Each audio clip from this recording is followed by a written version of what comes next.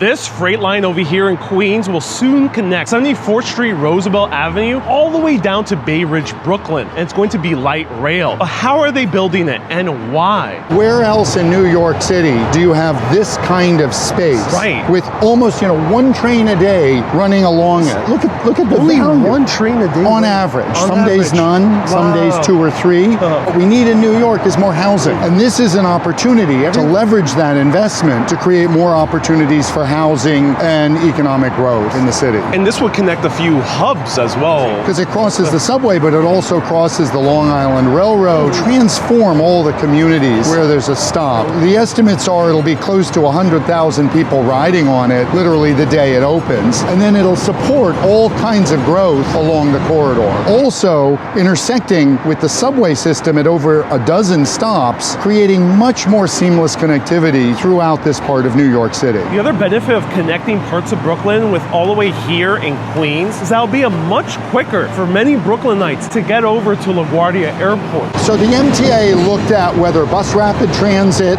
would make the most sense, light rail or heavy rail, which is like the subways or the commuter rail. Light rail is the fastest and most energy efficient of the kinds of systems. It's kind of a happy median between bus service, which is less expensive to put in, but has higher operating costs and not as much capacity. And commuter rail really works on longer distances. Those heavy trains take a long time to speed up and slow down, and these trains will be making fairly frequent stops. And this might pave the way for even more light rail to be built in the outer boroughs that need way more connections in between each of them. Because right now, most of our transit system is Manhattan-centric, with the exception of the G train. The biggest benefit is time savings. You're talking 30 to 40 minutes cut off your commute in each direction if you're going between Brooklyn and Queens without having to go into Manhattan. That is so fast. And the great thing about light rail is that it's quiet and also it can run in high frequency. Let me know, are you excited for light rail running through Queens and Brooklyn? And where else should light rail be built in New York City? Stay curious, my friends.